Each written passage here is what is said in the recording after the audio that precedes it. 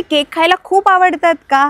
बस हीच क्युरिओसिटी मला तर नेहमीच असायची आणि त्यासाठीच आज मी आली आहे केक विकत घेण्यासाठी नाही, पण मेन म्हणजे केक बनतात कुठे, याची फॅक्टरी कुठे आहे हे बघण्यासाठी. तर पूर्ण व्हिडिओमध्ये आपण कव्हर करणार आहोत केकची फॅक्टरी कशी असते, नंतर इथे काय बनतं, कसं बनतं, नंतर यांची फ्रँचायझी आणि सर्व काही डिटेल्स तर तुम्हाला याच व्हिडिओमध्ये भेटणार.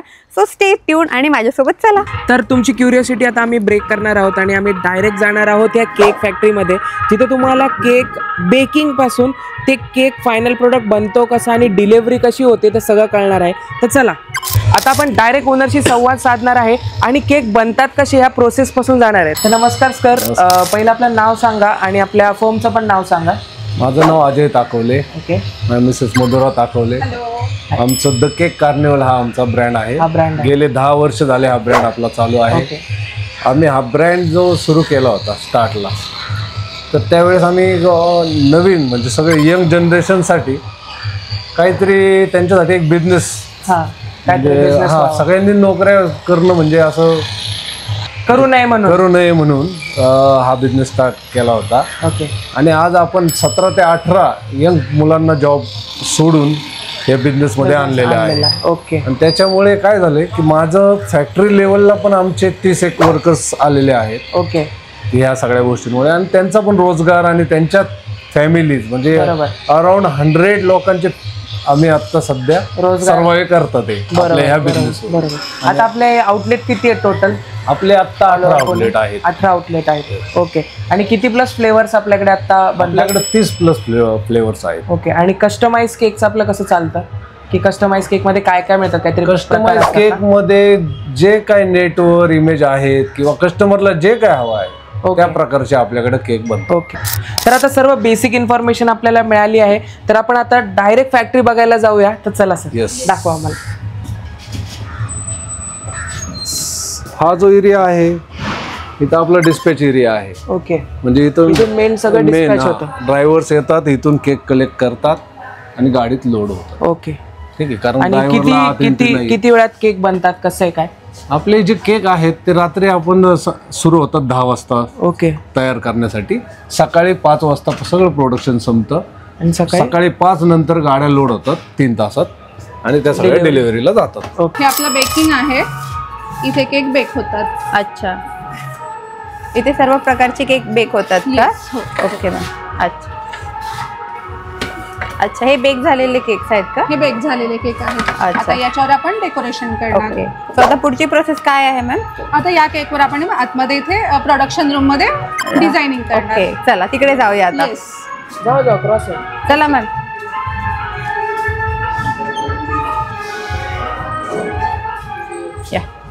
हा आपला प्रोडक्शन एरिया आहे. ओके. इथे आपण जे बेक केले होते केक त्यात आपण आयसिंग करतो. याचं फायनल प्रिपरेशन आपण केकची इथे करतो. ओके. सो मॅम इथे आपलं म्हणजे आयसिंग आणि सर्व काही कस्टमाइज पर्यंत सगळं इथेच होतं का मॅम? पूर्ण केक आपल्या आयसिंग होऊन कस्टमायझेशन आपण याच एरियात करतो. मॅम साधारणतः किती वेळ लागतो एक केक बेक होण्यासाठी आणि पूर्ण प्रोसेस होण्यासाठी? एक केक बेक होण्यासाठी बेकिंग रूम मध्ये आपण पाहायला जवळजवळ एक केक बेक व्हायला 1 तास लागतो आणि त्याच्यावर पुढची जी प्रोसेस करतो त्याच्यासाठी इथे आपल्याला 1 ते 1.5 तास आरामात. हो का? सो काय प्रोसेस आहे मॅम, थोडंसं सांगशाल का आपण ओव्हरऑल? इथे आपण जे बेक झालेले केक आहे त्याच्यात फिलिंग आणि गार्निशेस चॉकलेट आणि क्रीमचं लेअर देऊन आपण फायनल केक बनवतो. हे आता क्रीमिंग चालू आहे का इथे? हा क्रीमिंग चालू आहे. ओके. आणि इथे फिनिशिंग चालू आहे. फिनिशिंग झाली. अच्छा. ओके, फिनिशिंग झाली आहे. ओके. हा फिनिशिंग झालेले केक आहे. फिनिशिंग झाल्यानंतर ना त्याचे इथे ट्रॉलीला टाकून ओके आणि ते कोल्ड रूम मध्ये आपण डिस्पॅच. मॅम हे झाले रेग्युलर केक. सो आता इथे काय बनत आहे एकदा सांगशाल का? हे जे आहे हे फॉन्डंट केक आहेत. ओके. हे जे तुम्ही ड्रीम कराल ते तुम्ही आम्ही केक मध्ये ऍक्च्युअल मध्ये इथे उतरवतो. सपोज तुम्हाला कुठला कार्टून हवा असेल, बेबी शॉवरचा केक असेल, अदरवाइज याच्यापेक्षा वेगळं काही कन्सेप्ट तुमच्या डोक्यात असेल ते आम्ही इथे फुलफिल करतो. सो मॅम हे फॉन्डंटचं काम आहे. तर हे मिनियन बनत आहे. आता सध्या मिनियन थीम केक चालू आहे आपल्याकडे. आणि हे आपले फॉन्डंट केक्सला पण किती वेळ लागतो? फॉन्डंट केकची प्रोसेस तशी खूप मोठी आहे. ओके. फॉन्डंट बनवायला एक कॅरेक्टर बनवायला 2 तास जातात, ते सुकवायला 2 दिवस जातात. अच्छा. आणि तेच मग तिथे भरपूर सारे डिस्प्ले केलेले आहेत ते? हो, ते याचे फॉन्डंटचेच आहेत. क्रीम त्यात बरेच प्रकार आहेत.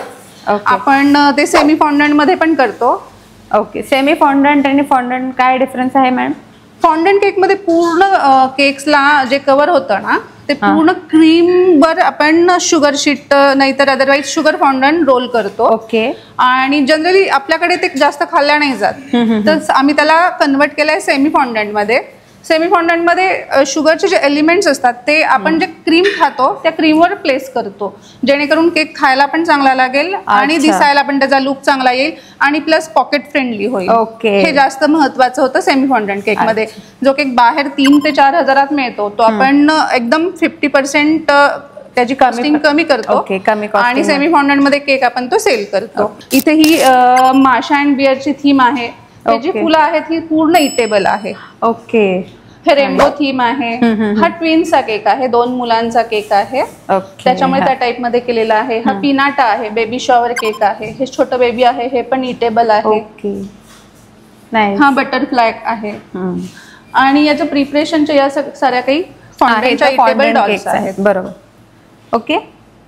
तर आता सर बेकिंग पासून ते मेकिंग पर्यंत झालं, पण मग आता एवढे सारे केक्स बनवले ते आपण ठेवतो नक्की कुठं? आता आपण हे सगळे केक जे आहेत हे केक्स कुठे झालेले आहेत ते सगळे कोल्ड स्टोरेजला ठेवतो. अच्छा, बघूया आपण कोल्ड स्टोरेजला किती साधारण आपल्याला एक टाइमला केक ठेवता येतात? साधारण 1,500 केकची कॅपॅसिटी आहे. अच्छा. कोल्ड स्टोरेजला आपलं साधारण शेल्फ लाईफ काय आहे? आपल्या केकची शेल्फ लाईफ 3 दिवसाची आहे. ओके. तसं केकला 4 ते 5 दिवस काही होत नाही, पण आपण 3 दिवसाच्या वर कुणाला विकायची परमिशन देत नाही. ओके. मग ते परत आपण रिटर्न कसं? आपण नवीन फ्रँचायझी जे असतात त्यांना 2 महिने लागतात शिकायला साधारण, की कुठले केक ठेवायला पाहिजे कुठले नाही. ओके. तर 2 महिन्यासाठी आपण 100% रिटर्न पॉलिसी ठेवलेली आहे. तर सर आता ही सगळी ओव्हरऑल केक बनण्यापासून ते एंड प्रोडक्ट पर्यंत कसं स्टोअर करतो झाली, तर आता ह्याची फ्रँचायझी जर कुणाला घ्यायची असेल तर त्याचं काय प्रोसिजर आहे? आता आपल्याकडे कसं आहे, फ्रँचायझी ही जी आहे ते आपण गोल्ड आणि सिल्वर 2 असे कॅटेगरीज ठेवल्यात. ओके. एक तर सिल्वर मध्ये 8 लाख रुपये आहे आणि गोल्ड मध्ये 10.5 लाख रुपये. ओके.